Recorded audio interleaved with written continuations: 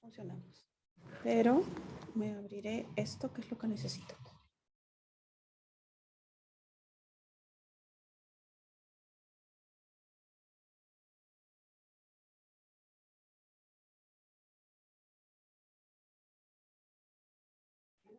Muy buenas tardes. Estamos ya aquí reiniciando la transmisión de nuestra última sesión, nuestro último día, mejor dicho, y vamos a dar ahora pase a la conferencia de cierre a cargo de la doctora Gisela Canepa-Koch, quien es profesora principal del Departamento de Ciencias Sociales de la Pontificia Universidad Católica del Perú. Obtuvo su doctorado en antropología en la Universidad de Chicago, Illinois. Ha sido la directora fundadora de la maestría en antropología visual e investigadora fundadora del Instituto de Etnomusicología, nuestro gentil anfitrión, ambas en la Pontificia Universidad Católica del Perú.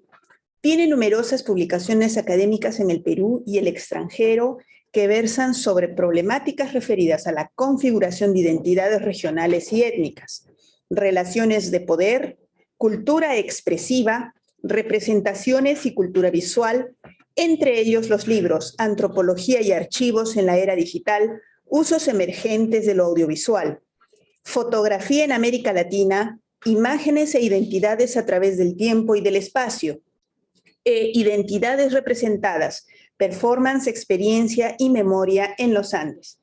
En el año 2014, recibió la prestigiosa beca de investigación de la Fundación Alexander von Humboldt de Alemania.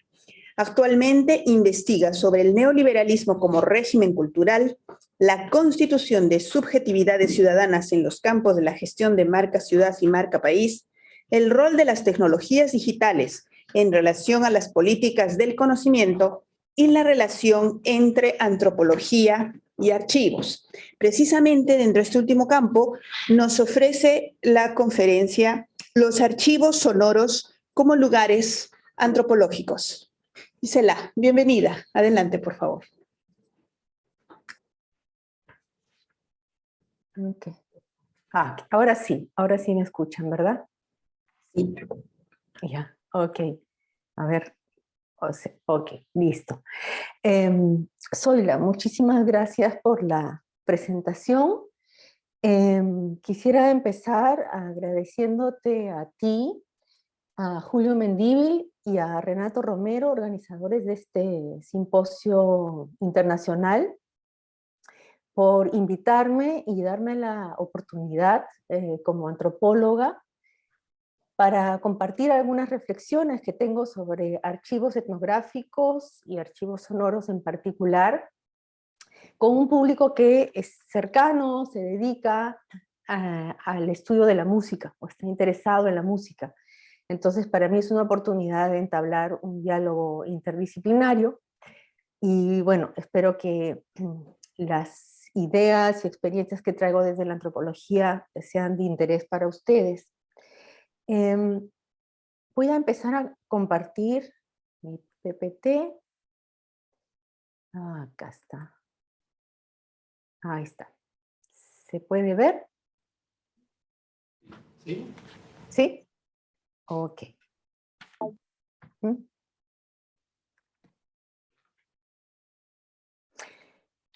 Ok, entonces quiero empezar comentando cuál es mi agenda para el día de hoy.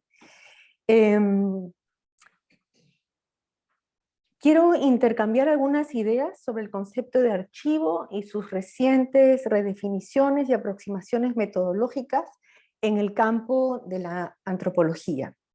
Y para eso voy a proceder, como normalmente procedemos los antropólogos, a través de dos estudios de caso, que tienen que ver con investigaciones recientes en las que estoy involucrada en los últimos tiempos. Actualmente estoy investigando sobre eso, ¿no? Un caso se refiere a la colección sonora de Enrique Bruning, que se encuentra en el Archivo Fonográfico de Berlín, y el otro caso es la colección Lambayeque del archivo del Instituto de Etnomusicología de la PUC. Quiero también mencionar que la investigación sobre la colección sonora de Bruning la vengo haciendo en colaboración con mi colega Walter Maradiegue, y la investigación sobre la colección de Lambayeque es parte, o sea, se desarrolla en el marco del proyecto Paisajes Sonoros Compartidos, Revitalizaciones Musicales y Políticas de Identidad en el Perú, que codirijo con Ingrid Kummels de la Universidad Libre de Berlín. Entonces también lo comento porque muchas de las ideas que voy a presentar ahora y algunos también avances, hallazgos de investigación, son producto del trabajo colaborativo y de intercambio con ambos colegas. Ok, entonces las dos colecciones que son, digamos, mis referentes empíricos para hablar sobre los archivos etnográficos y sonoros, son colecciones que contienen registros sonoros de las zonas costeras y serranas del departamento de Lambayeque. Estos registros han sido realizados en momentos distintos. Hay un promedio de 80 años entre los registros hechos por Bruning y los registros hechos por el equipo de investigación del Instituto de Etnomusicología. Entonces son registros hechos en diferentes momentos de la historia, ¿no? Han sido realizados también por esa misma razón con tecnologías y soportes distintos, y cada una documenta un repertorio de instrumentos y repertorios musicales también diferentes. Es a partir de estas diferencias que propongo introducir algunas definiciones en torno al archivo y reflexionar sobre el trabajo en y con archivos etnográficos y sonoros. La foto que vemos es del músico Manuel Quesñay de Eten, del pueblo de Eten, quien el 4 de mayo de 1910 interpretó una serranita con flauta y cajita para Enrique Bruning. La grabación de aquella interpretación, realizada en un cilindro de cera con un fonógrafo, es considerada el primer registro sonoro de música en el Perú. La grabación tiene una duración de 1 minuto y 37 segundos y es parte de la colección sonora de Enrique Bruning que alberga el Archivo Fonográfico de Berlín. La colección comprende un total de 20 cilindros de cera que contienen grabaciones de música tradicional de la Sierra y Costa de Lambayeque. El conjunto de sus grabaciones, de las grabaciones que realizó Bruning, corresponden a dos periodos. Uno primero entre 1910 y 1911 en el pueblo de Ete, y un segundo periodo entre 1923 y 1925 en la ciudad de Lambayeque. Del primer periodo provienen principalmente registros de géneros que se interpretan en contextos festivos, como danzas, marchas y rezos, con el acompañamiento de instrumentos como la flauta y la cajita, tocadas por un solo músico, o la chirimía y la caja, ejecutados de forma independiente. Del segundo periodo se cuenta con registros que Bruning considera como Bruning consigna como marineras, huaynos y tristes, que sirven para amenizar reuniones y que él grabó en versiones interpretadas únicamente por una gaita o por una quena. Hans Heinrich Bruning, o Enrique Bruning, como se le conoce en el Perú, Llegó al departamento de Lambayeque en 1875, empleado por una hacienda azucarera donde realizó tareas administrativas y de mantenimiento de maquinaria. Cuando regresó 50 años después a Alemania, había reunido con recursos propios un importante legado documental conformado por objetos arqueológicos, documentos históricos y fotografías, además de los registros sonoros. Su legado incluye cuadernos de campo, mapas de sitios arqueológicos y un vocabulario de la hoy extinta lengua muchica.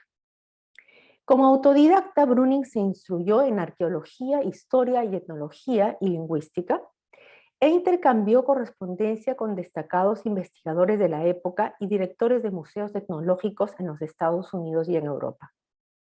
Su trabajo de recolección y documentación desde la perspectiva de estas distintas disciplinas y en formatos y soportes diversos, respondía a su argumento sobre la continuidad de la cultura muchic, de la cual la población indígena y rural de su tiempo sería heredera. El afán de Brüning fue seguir las huellas de la sociedad muchic hasta el presente, hasta su presente, ¿no? Sus más de 6.000 objetos arqueológicos, los 128 documentos históricos de origen colonial y las más de 300 fotografías de contenido etnográfico se encuentran en la actualidad distribuidos en el Museo Arqueológico Nacional Brüning de Lambayeque y en Alemania, en los museos de etnología de la ciudad de Hamburgo y en el Museo de Etnología de la ciudad de Berlín. La colección sonora está en el Archivo Fonográfico de Berlín, que hace parte del Museo Etnológico de Berlín. El fonógrafo como tecnología presentaba limitaciones para los registros sonoros de carácter etnográfico. Por ejemplo, solo podían hacerse registros de máximo 2 minutos. Era necesario solicitar con anticipación a los músicos su participación en sesiones de grabación. Esto implicaba la imposibilidad de registrar piezas completas cuya ejecución por lo general se extiende por el tiempo que duran los contextos festivos o rituales de los cuales son parte. Tampoco era posible seguir al músico durante sus recorridos. Sin embargo, la invención del fonógrafo jugó un papel fundamental en su momento porque inauguró un nuevo tipo de registro musical que no solo podía ser reunido y revisitado como las partituras, sino que podía ser también oído y reproducido. En el contexto del desarrollo de las teorías y métodos de la musicología comparada, Erich von Hornbostel vio en el fonógrafo la posibilidad de reunir grabaciones de todo el mundo que podrían ser objeto de clasificación y comparación. La idea de un archivo sonoro universal estuvo en el corazón de la creación del Archivo Fonográfico de Berlín que él promovió.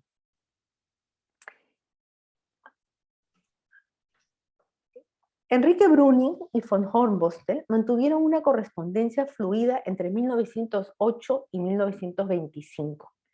Mientras que Brüning compartía información sobre instrumentos prehispánicos a través de descripciones, dibujos, fotografías y el envío de pequeñas piezas de cerámica de su colección arqueológica, Hornbostel lo instruía en sus estudios de musicología comparada y en las metodologías de registro sonoro. Además, daba recomendaciones sobre los equipos y comercios de exportación confiables para que Brüning pudiera importar el fonógrafo y los cilindros de cera y dar inicio a su trabajo de documentación sonora. Por las fotografías de Brüning sabemos que él conocía de la diversidad de géneros e instrumentos musicales de la costa y sierra de la región de Lambayeque, así como de los diversos contextos festivos en los que estos eran ejecutados. En estas fotografías, por ejemplo, se encuentran el arpa y la banda de metales como protagonistas en diversas festividades de la región, que Brüning documentó fotográficamente, pero también haciendo apuntes en sus cuadernos de campo, que hoy en día son una fuente importante para leer las fotografías también. Sin embargo, en sus grabaciones, Brüning se enfoca exclusivamente en registrar instrumentos de viento y su acompañamiento con cajita y tambor. Para entender el sesgo que Brüning introduce en sus decisiones para llevar adelante su tarea de documentación sonora, hay que tomar en cuenta dos factores. Por un lado, Brüning se nutrió del interés particular de von Hornbostel en los aerófonos como manifestación del repertorio ancestral de las culturas peruanas. Y como coleccionista, lo sedujo el ambicioso proyecto del archivo fonográfico. Por el otro lado, es conocido el afán perfeccionista de Brüning en el uso del fonógrafo, como lo fue también en el uso de la cámara fotográfica. En sus notas de campo, por ejemplo, se manifiesta sobre lo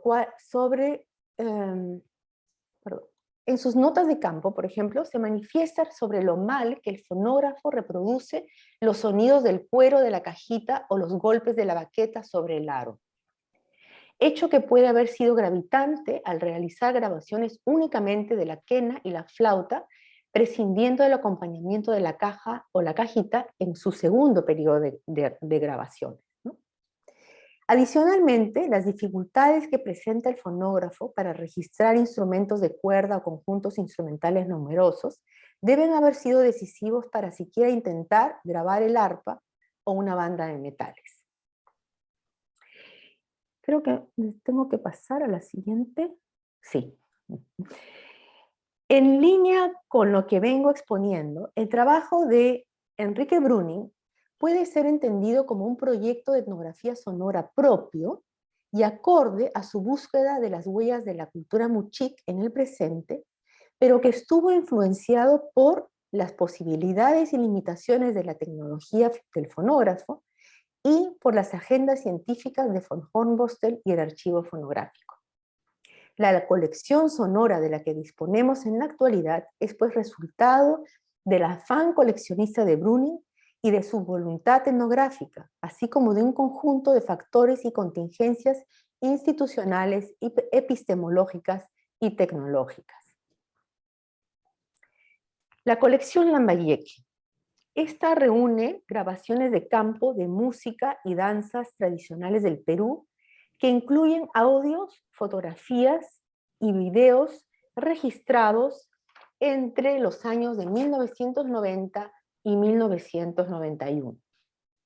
La conforman 393 fotografías, 17 horas de grabaciones de video en VHS y 29 horas de audio en cassette.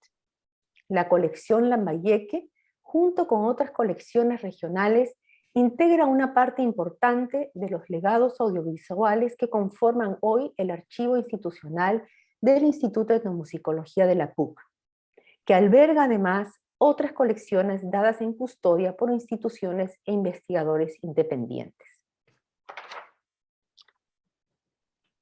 La creación del archivo de música del IDE se llevó a cabo a través de un trabajo de documentación audiovisual desarrollado por un equipo de investigación interdisciplinar de antropólogos y musicólogos entre los años de 1985 y el 2000.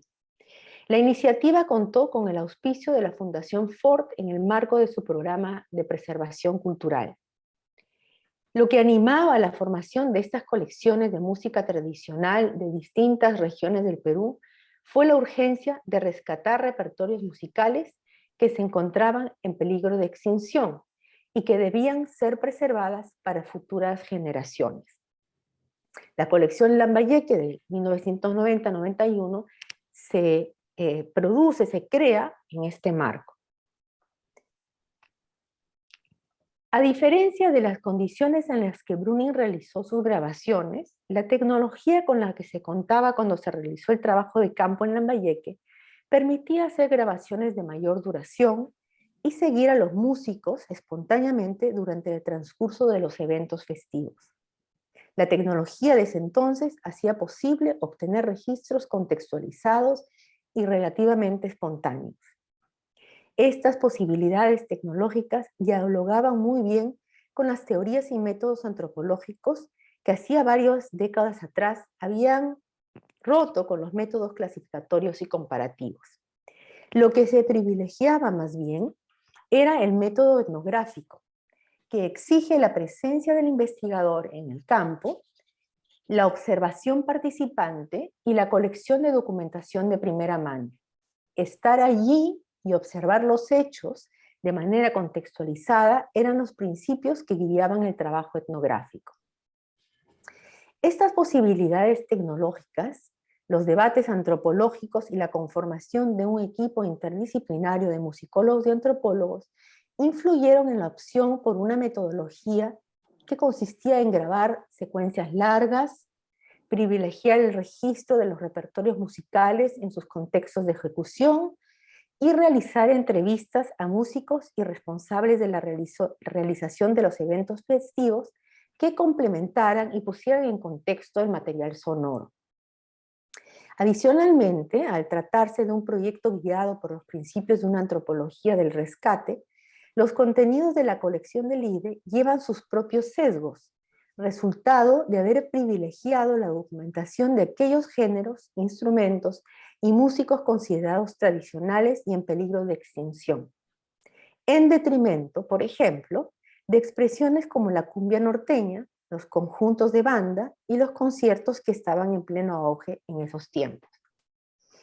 Como integrante del equipo de campo en ese entonces, puedo decir que prestamos poca atención a los gustos y consumos musicales de los jóvenes, e incluso a la participación de la banda norteña en los contextos festivos tradicionales. Estas eran vistas apenas como la amenaza a los instrumentos y géneros musicales en riesgo y que buscábamos rescatar.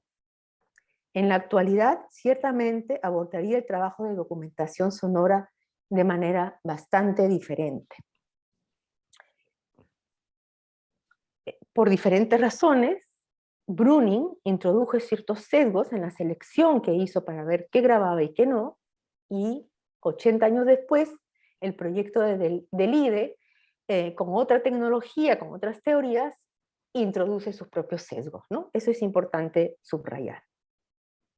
Al igual que la colección de Brüning, la colección Lambayeque, que podríamos denominar una colección de rescate, lleva su propio sesgo. Los materiales de los que disponemos hoy llevan la huella de las posibilidades y limitaciones de la tecnología de ese momento y la marca de la agenda de una antropología del rescate, así como de los modos de llevar a cabo la investigación la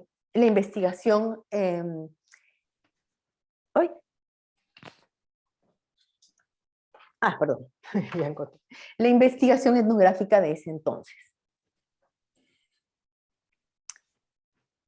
En este punto, y a partir de lo que he expuesto acerca de las colecciones de Brüning y del IDE, podemos aventurarnos a proponer una primera definición del archivo como repositorio y como patrimonio.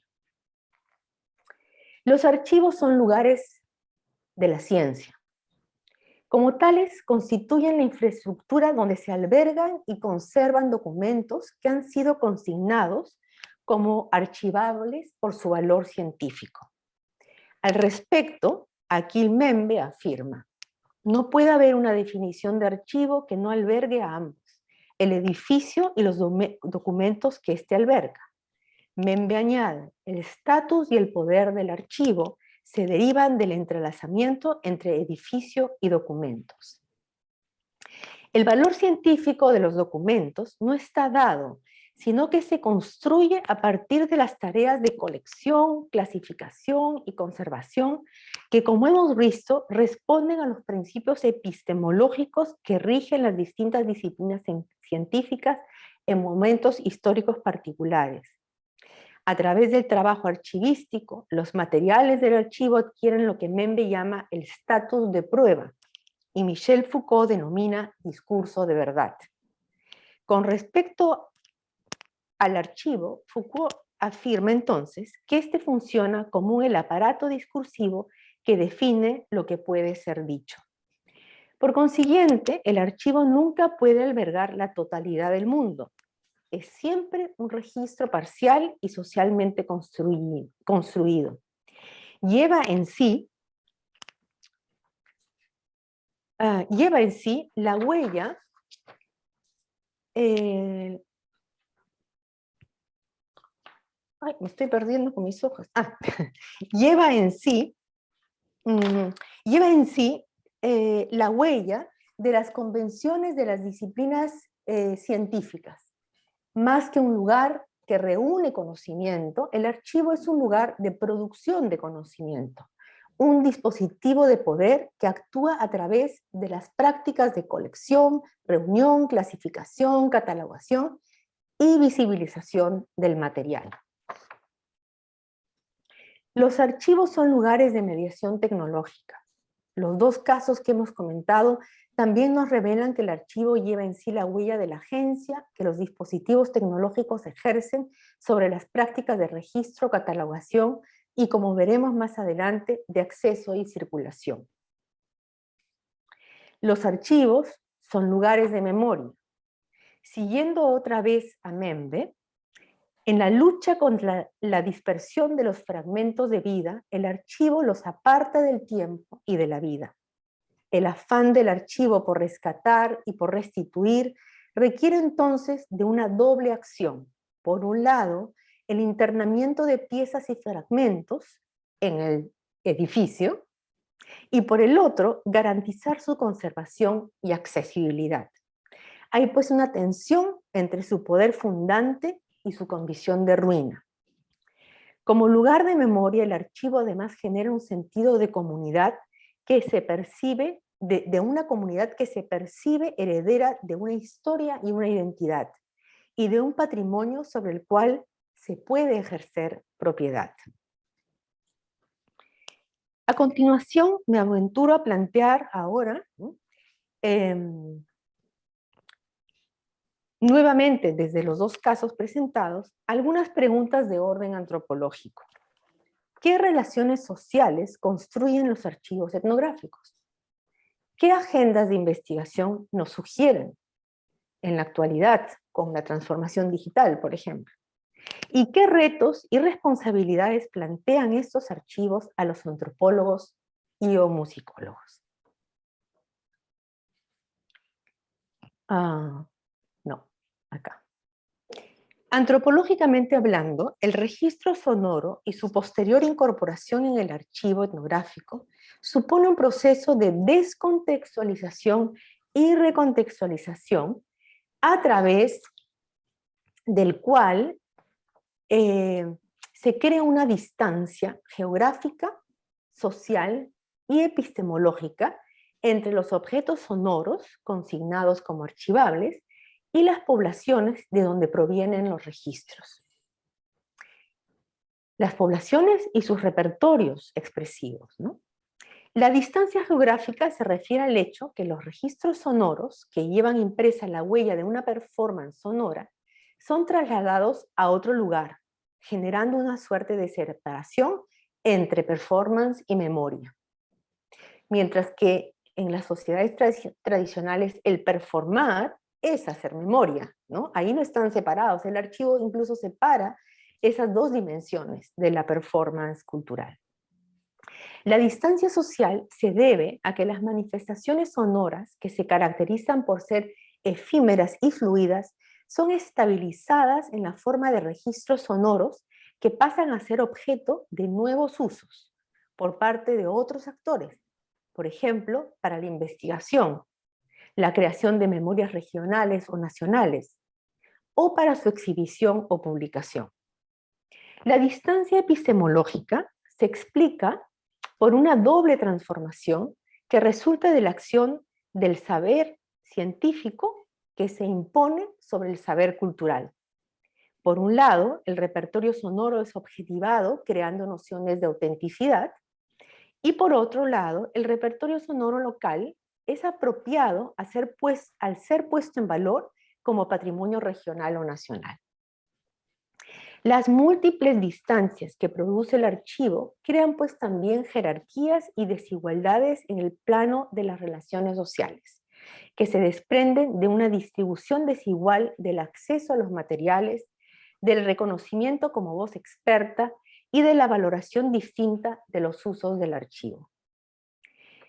Si tomamos en serio que el conocimiento etnográfico se construye en el diálogo entre el investigador y los sujetos de estudio, es decir, en la conformación de una comunidad epistémica basada en la confianza, el intercambio y la colaboración, entonces cabe preguntarse por los retos y responsabilidades que el trabajo con y desde los archivos sonoros nos plantea como investigadores con respecto a los portadores contemporáneos de las manifestaciones que fueron registradas y archivadas en el pasado.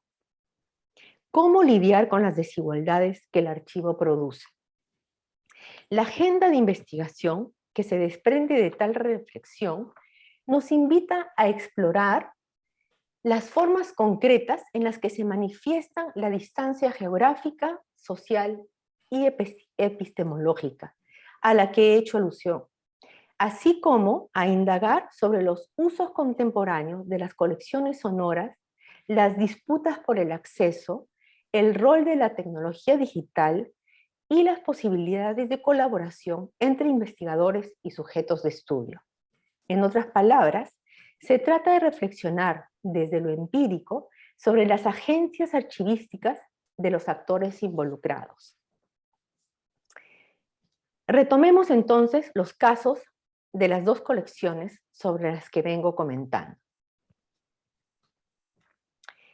Los 20 registros musicales de la colección de Brüning fueron publicados por el Archivo Fonográfico de Berlín como parte de la serie de documentos sonoros históricos en un CD que lleva por título Grabaciones en cilindros del Perú 1910-1925 y que está acompañado de un cuadernillo en alemán y castellano. En el momento de su publicación, el CD no fue distribuido entre músicos y danzantes de las comunidades norperuanas, de donde provenían estas grabaciones, y solo se sabe de unas copias informales que circularon entre unas pocas personas, aunque sin el folleto que acompaña la publicación. Actualmente es posible comprar el CD a través de la tienda virtual del Museo Etnológico de Berlín, y el Archivo Fonográfico de Berlín facilita copias digitales y el acceso a material complementario, como la correspondencia de Brüning con Hornbostel, por ejemplo, ¿no?, a investigadores que así lo soliciten. A pesar de las limitaciones de acceso para un público más amplio a estos materiales, desde el 2013 las grabaciones de Brüning han encontrado una vía de difusión a través del Internet, tarea asumida por actores externos al archivo fonográfico. En el 2013, la musicóloga peruana Chalena Vázquez subió a YouTube y SoundCloud versiones curadas de los registros publicados en el CD. Los publicó a modo de videoclips, donde Chalena Vázquez complementa las pistas sonoras con imágenes que ofrecen información sobre el registro y en las cuales incluye sus propias anotaciones musicológicas. Me gustaría que escuchemos juntos uno de estos ejemplos. Entonces, a ver, voy a dejar de compartir para... a ver. Debe ser este de acá. Sí. Ok. Vuelvo a compartir.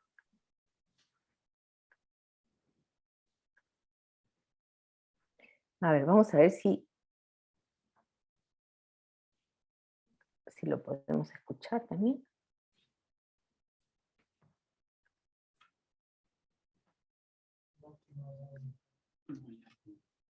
No compartido el audio. No se oye, ¿no? No. Ay, hicimos una prueba. ¿Dónde dices Con compartir sonido? Sí, puse. No está marcado, Gisela. ¿Mm? No está marcada la casilla de compartir sonido, fíjate. A ver, otra vez. Acá está compartir sonido, optimizar. Ahí está.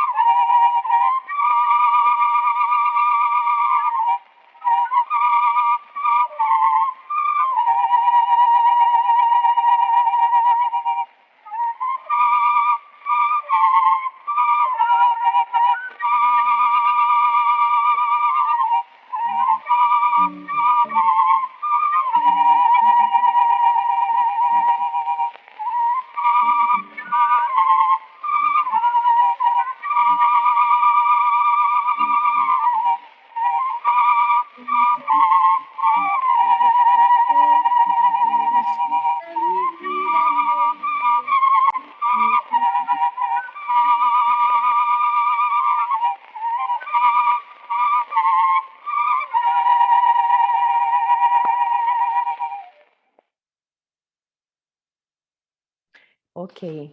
Gracias, Andrés. Qué suerte que te pasé los links. Porque acá se me han colado otros sonidos. Pero bueno, ok. Quería que escucháramos juntos este material que, como decía, Chalena Vázquez subió a YouTube y SoundCloud, y que no solamente reproduce, o sea, por cada una de las pistas que están en el CD publicado por el Archivo Fonográfico de Berlín, por cada una de las pistas, Chalena hizo una curaduría, en el sentido de que toma la pista, pero que la complementa, la trabaja con material fotográfico y con sus propios comentarios, ¿no? Quiero confirmar que están viendo la pantalla con el PPT o ya no. No, ya no. Ya no, ok. Tiene que volver a compartir. Ya, ahora sí, ¿no? Sí. ¿Sí? Ok, listo.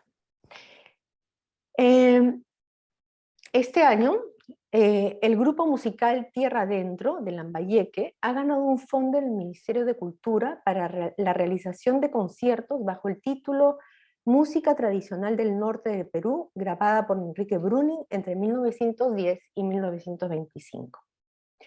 Por otro lado, la Embajada del Perú en Alemania ha solicitado recientemente una copia digital y la metadata de la colección sonora de Bruning para incluirlas en la plataforma digital Fonoteca del Bicentenario, dirigida por el Ministerio de Cultura del Perú. Sin embargo, hasta el momento, la fuente más inmediata y sencilla de acceso a estos registros para un público más amplio, siguen siendo aquellos subidos por Chalena Vázquez a YouTube y SoundCloud.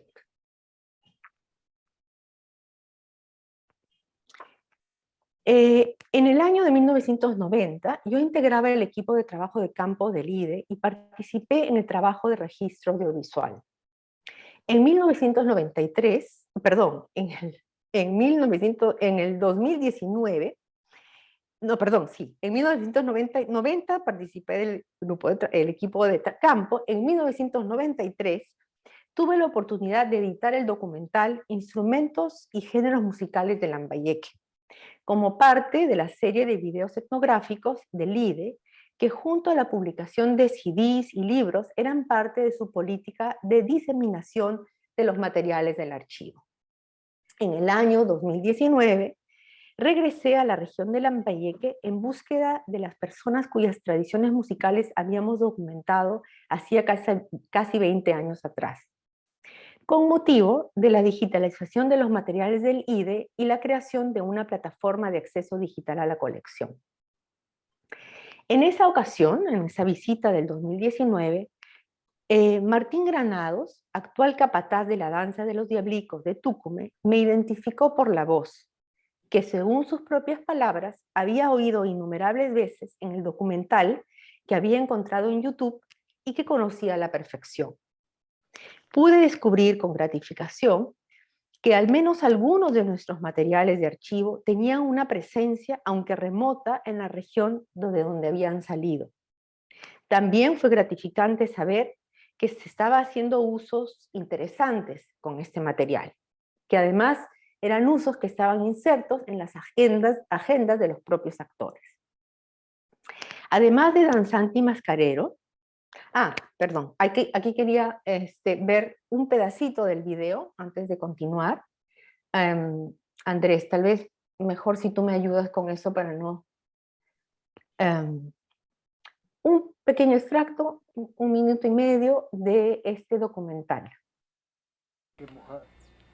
Para lograr el sonido adecuado de la chirimía, es importante renovar periódicamente la pajuela, una lámina de carrizo fino que crece a orillas de los ríos. La pajuela se coloca en la boquilla por donde es introducido el aire en el instrumento. El sonido se produce cuando el aire hace vibrar la pajuela. Navaja, cuchillo, poco, y jugando va, agarré, de barrota batida, no, pues, ¿cómo vas a aprender una barrota batida? No puedes.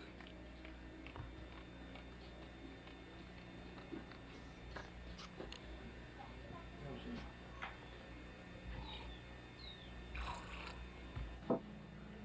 Por eso siempre respeto.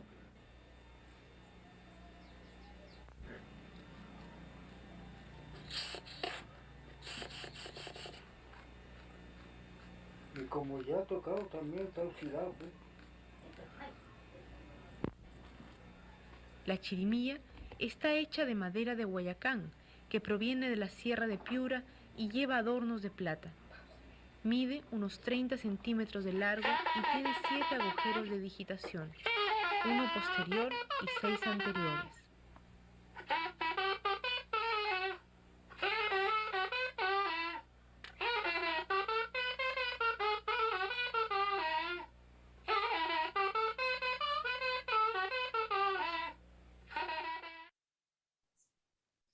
Gracias, Andrés. Ok, entonces, otra vez.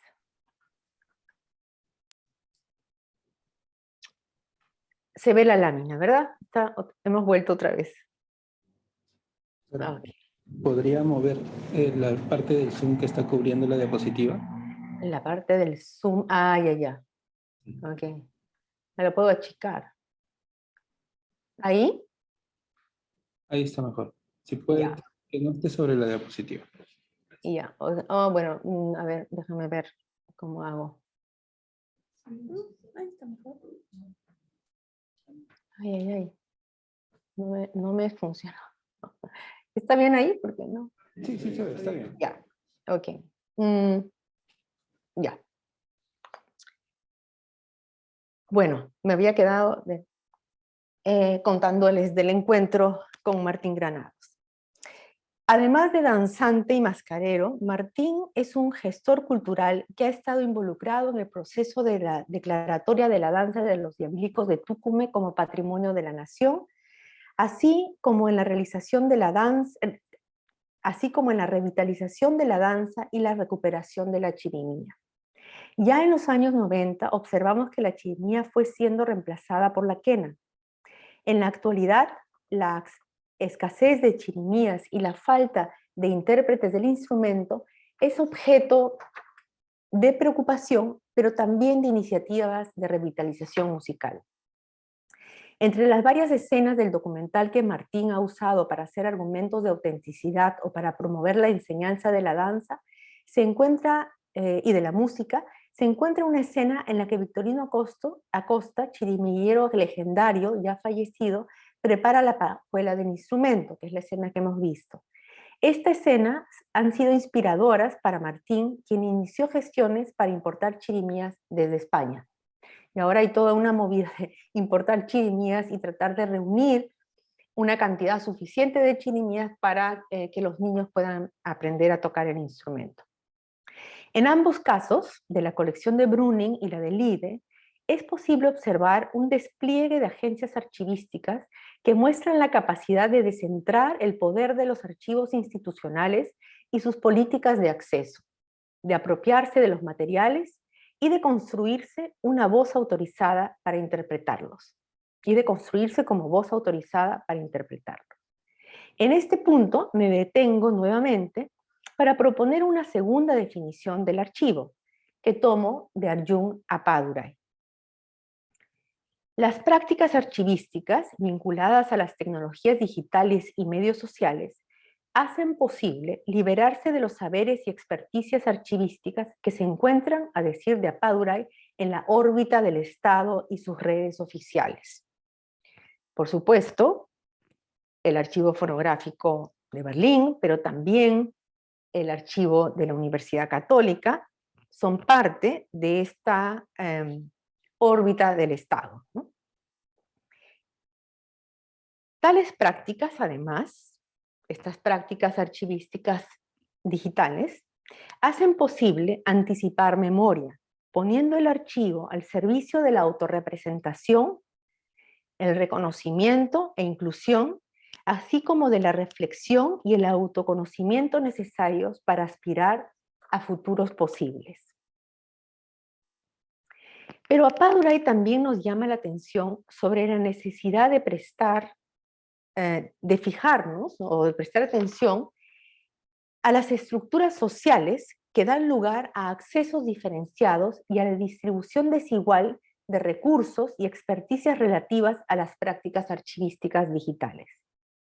En el proyecto Paisajes Sonoros Compartidos venimos haciendo seguimiento de los procesos de patrimonialización y revitalización musical en la región de Lambayeque, que nos han permitido identificar algunas de estas desigualdades.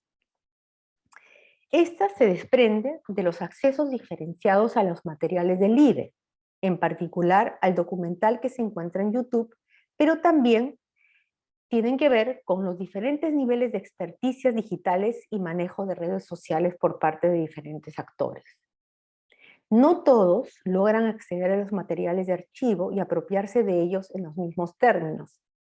Por ejemplo, mientras que Martín ha sabido desempeñarse muy bien en lo que podemos denominar prácticas archivísticas digitales para legitimarse como una voz que tiene el decir sobre la danza, los miembros de la familia, que por tradición es custodia de la danza de los Diablicos de Tucumán, ha ido perdiendo autoridad sobre la danza.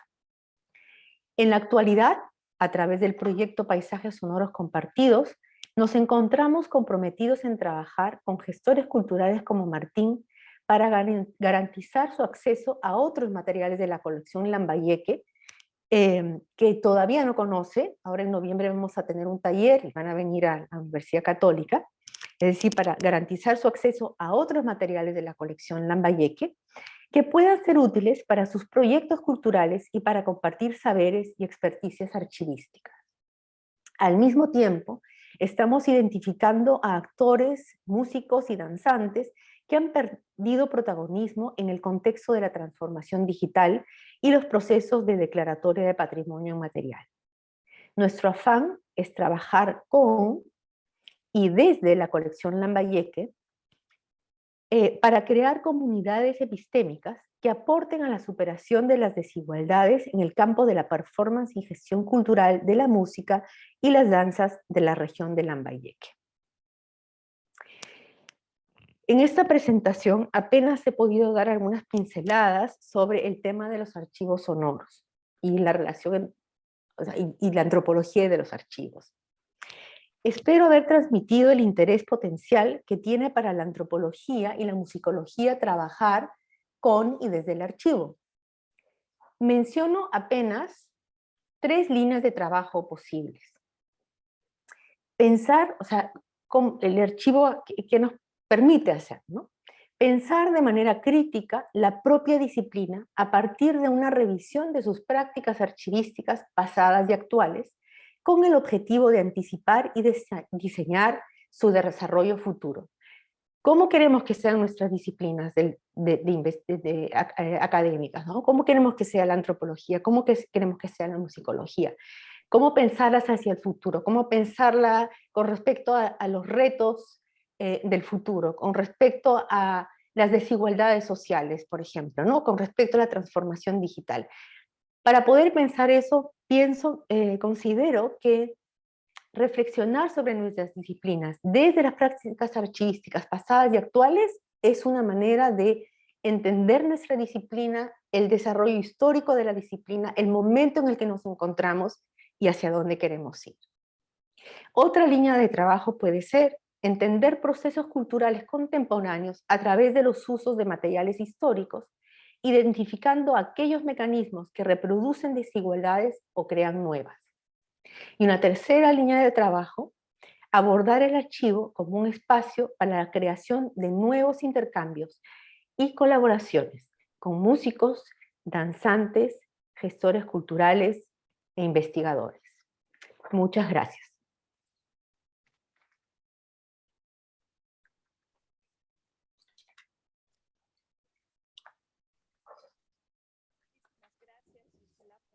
Magnífica conferencia. Vamos a abrir ahora el diálogo. ¿Tenemos preguntas en el chat? A ver. ¿Tenemos consultas? A ver, tenemos una pregunta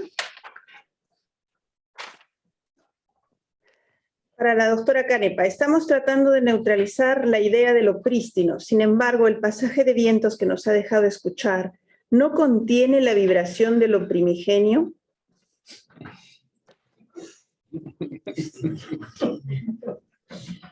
Ya. ¿Recogemos varias preguntas y respondo o respondo En realidad, cada una? por ahora solo tenemos César, y por eso la planteo para que Ya. pueda explayarse en una respuesta creativa. Sí, pero yo creo que la respuesta no la damos nosotros los investigadores, sino los actores sociales. Es en la recepción de estos materiales donde creo que se encuentran las cosas interesantes, ¿no? Esos sonidos pueden llevar a que ciertos grupos hagan argumentos de reivindicación de algo más tradicional, algo más del pasado, ¿no? Pero también hay algunos actores, como este grupo que ha ganado el fondo del Ministerio de Cultura, que usa esas grabaciones para hacer interpretaciones contemporáneas. Entonces, las formas en que los materiales de archivo pueden ser usados no las podemos anticipar, siempre nos van a sorprender. No sé si respondo la pregunta con eso, ¿no? Pero desde una perspectiva antropológica, etnográfica, pues la tarea del investigador es dejarse sorprender y mirar siempre, o sea, reflexionar siempre desde lo empírico y preguntarse qué es lo que la gente hace, qué es lo que la gente piensa, cómo interpreta esos sonidos, ¿no? Y además, la población de Lambayeque no es una población homogénea, no todos van a interpretar esos sonidos de la misma manera, no los van a experimentar de la misma manera, ¿no? Hay ejemplos de otros países, como en México, por ejemplo, una colega que trabaja también con archivos de la misma época que la de Bruning, ella llevó las grabaciones que tiene el archivo fonográfico y que fueron publicadas también en un CD, ella las llevó a las comunidades, es decir, antes de sacar el CD incluso, fue un proceso muy interesante, antes de sacar el CD, ella llevó las grabaciones y las escuchó con la gente, ¿no? Y producto de ese proceso fue que se trabajó el folleto que acompaña la grabación. Y fue interesante porque los músicos y los organizadores de los rituales donde se interpretaba esa música contemporáneos, dijeron, esa música no es nuestra. No la reconocieron.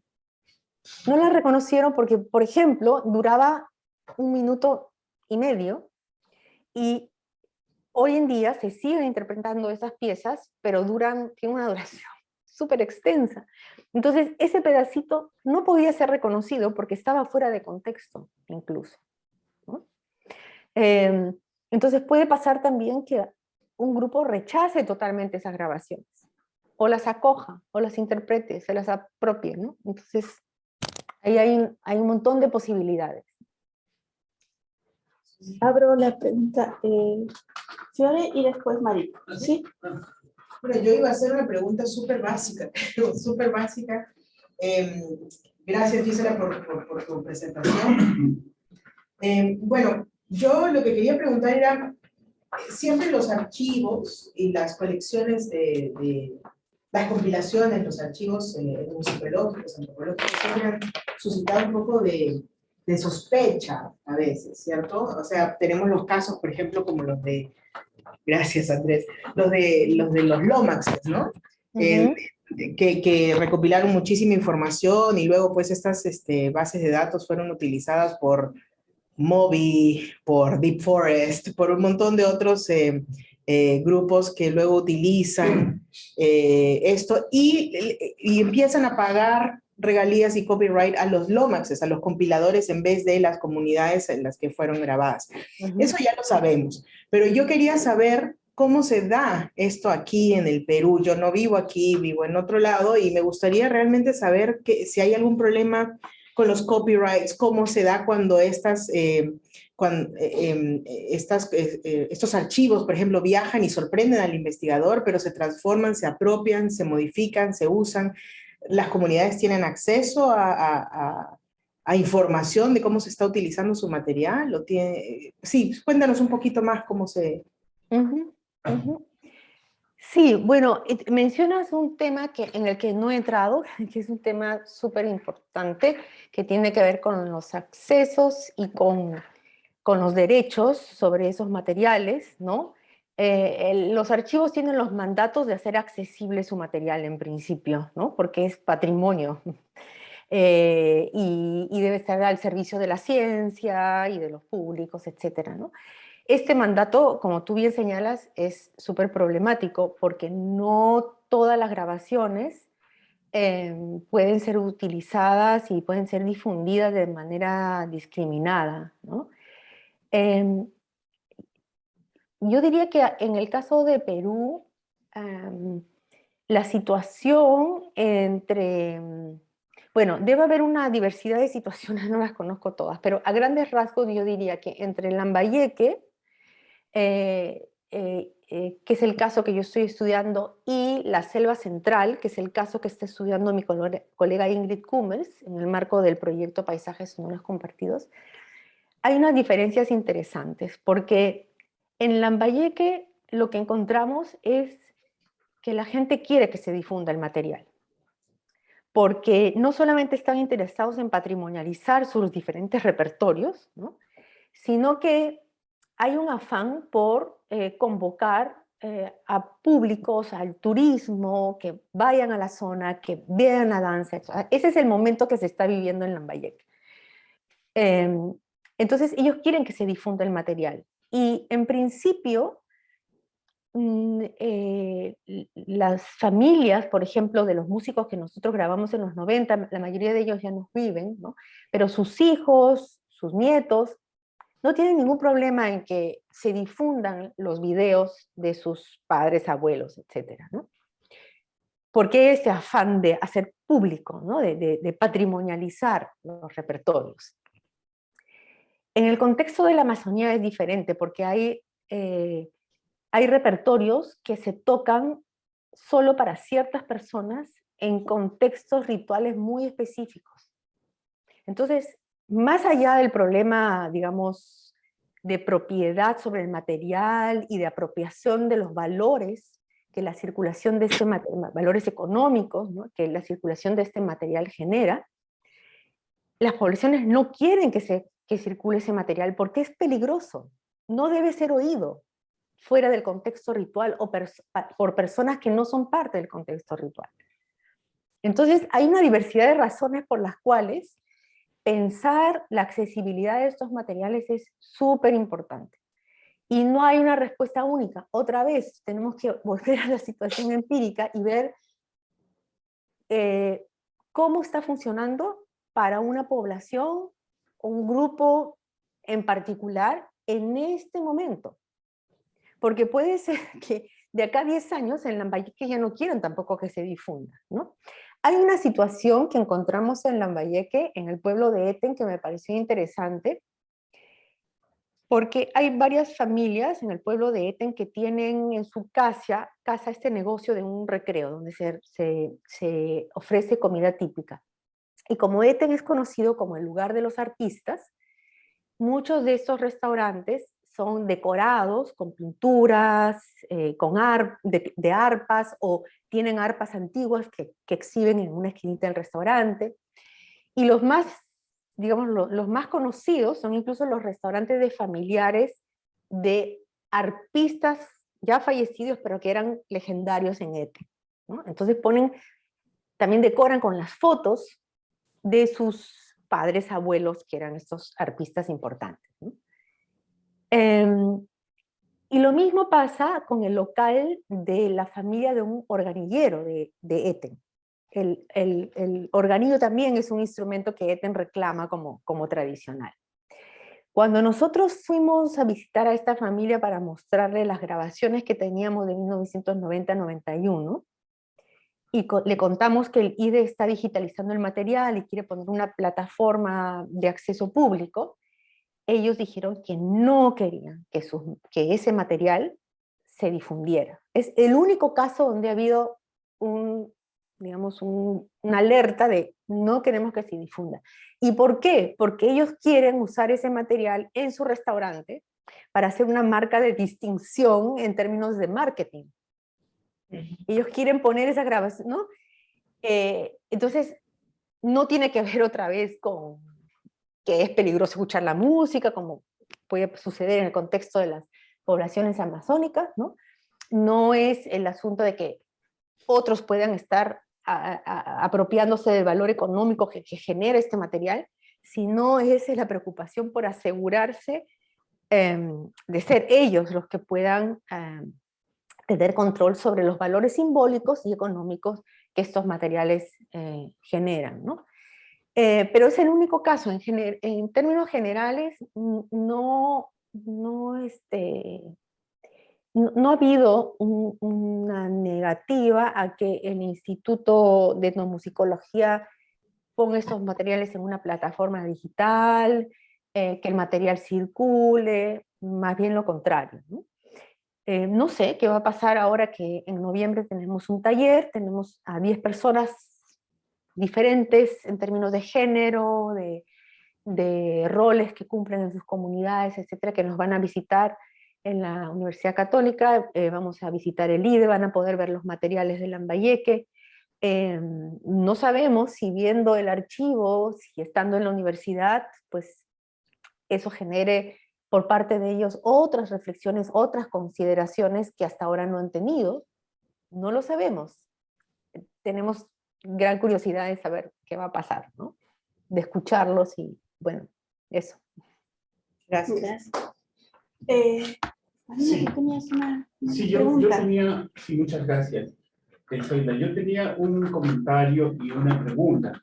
Bueno, en principio agradecer porque, a Gisela, porque a través de esta exposición orienta ideas muy importantes para el tema del trabajo de archivos. En mi caso, yo vengo trabajando archivos sonoros y registro de campo hace ya varios años. Y mi reflexión viene en el sentido de cómo plantear estos temas de los archivos sonoros en el contexto del Estado peruano. Ahora más temprano hablamos con Gerard, espero no ser incidente, Gerard, y si lo fuese, ojalá que no uses ese. Está ahí. En el sentido de las dificultades que hay en el Estado peruano, creo que de alguna forma esto ya lo sabemos, para entender que parte de su labor es justamente esta administración de los archivos y esta manera de generar institución sobre su protección y su uso, ¿no?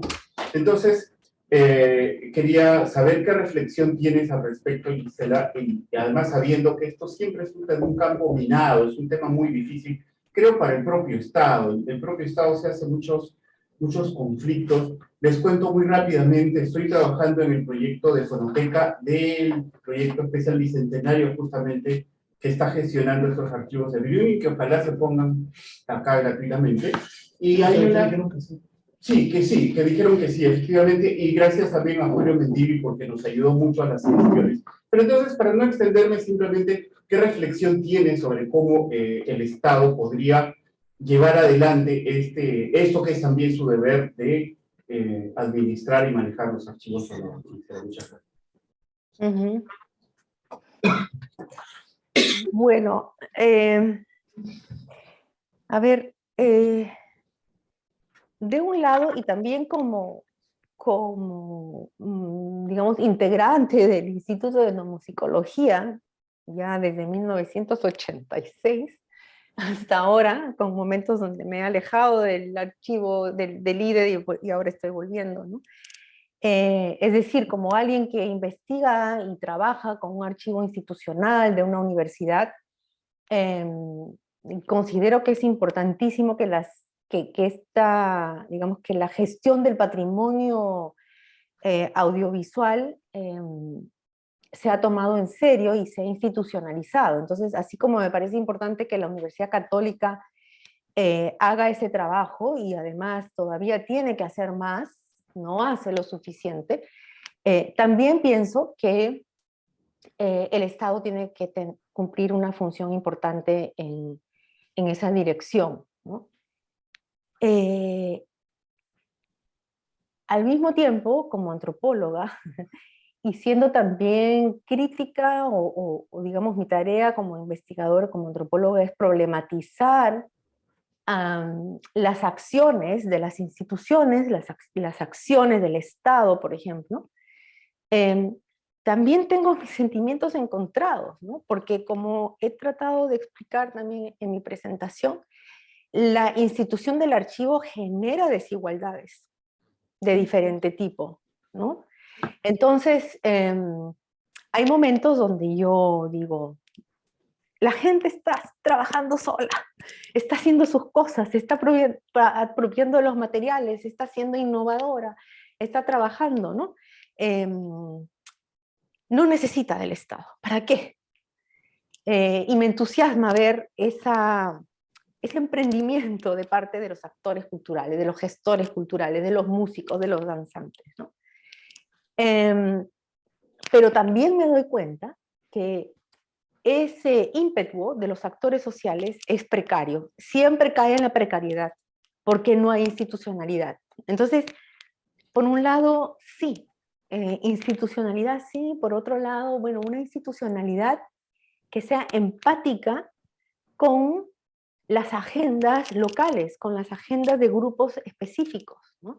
Es decir, la agenda del Estado tiene que incorporar y dialogar de manera colaborativa con las poblaciones. No puede tomar decisiones desde el Estado, no pueden ser funcionarios los que tomen decisiones sobre cómo gestionar archivos. Y ahí la diversidad es una cosa importante. O sea, el problema con las instituciones es que gestionan archivos como si fueran unidades homogéneas, cuando los materiales de una región o de otra región requieren cada uno su forma de gestión particular, sus maneras particulares de vincularse con la población, ¿no? Entonces, institucionalización de los archivos sonoros, audiovisuales, sí, pero atendiendo a las demandas y los requerimientos locales y promoviendo las prácticas archivísticas de los actores, ¿no? Es decir, compartir con los actores el poder que el archivo y las prácticas archivísticas otorgan, ¿no? No constituirse en la voz autorizada para decir cómo se gestiona un archivo, o qué se guarda y qué no se guarda, o cómo se interpreta ese material, ¿no? Realmente tiene que haber un trabajo conjunto con la población, con las poblaciones, con los grupos, constituir lo que yo estaba denominando comunidades epistémicas, ¿no? Y también es importante, otra vez volviendo a mi entusiasmo de lo que la gente hace, también es importante otra vez mirar cómo en esta gran actividad, en esta apropiación de los archivos a través de las tecnologías digitales, etcétera, a nivel local también se generan desigualdades otra vez. O sea, tampoco no podemos idealizar a las comunidades locales como si fueran entidades homogéneas donde todo es muy bonito, ¿no? Comentaba el caso de Martín Granados, ¿no? O sea, él es un, digamos, es un gestor cultural que se ha hecho un nombre, además es mascarero, y como mascarero también está ganando un gran protagonismo en Tucumé, en Lambayeque y a nivel nacional. Pero Martín Granados pues, es un experto de las redes sociales, es un experto en esto que he denominado prácticas archivísticas digitales. Él sabe cómo gestionar su material, cómo acceder a otro material, cómo apropiarse de otro material, qué hacer con él, ¿no? Y claro, cuando yo lo conocí, yo estaba impresionada hasta que me di cuenta que todo ese hacer suyo, toda esa capacidad emprendedora suya, estaba opacando a la familia, que es por tradición la depositaria de la danza de los diablicos. Entonces, no estoy culpando a Martín, estos son procesos complejos que trascienden incluso las voluntades de las personas, ¿no? Pero bueno, ahí se observa cómo se generan también desigualdades a nivel local, ¿no? Entonces, o sea, ¿cómo lidiar con toda esta complejidad? Ahí está el problema y ahí está el reto para los musicólogos, etnomusicólogos para los antropólogos, ¿no? Y estudiar siempre desde la diversidad de casos, ¿no? Desde lo empírico. Muchas gracias. Tenemos un último comentario antes de cerrar esta sección.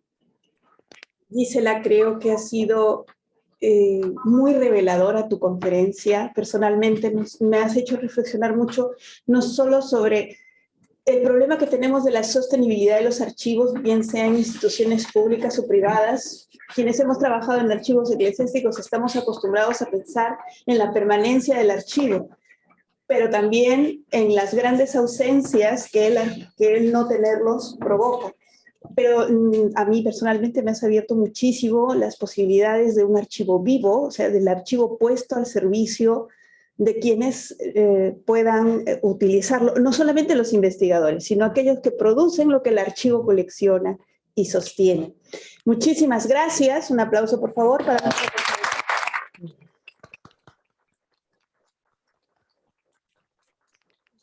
Hacer una pequeña pausa. Regresamos a las 4:30 con nuestra sesión plenaria para conversar sobre el futuro de la musicología en el Perú y la organización del próximo seminario.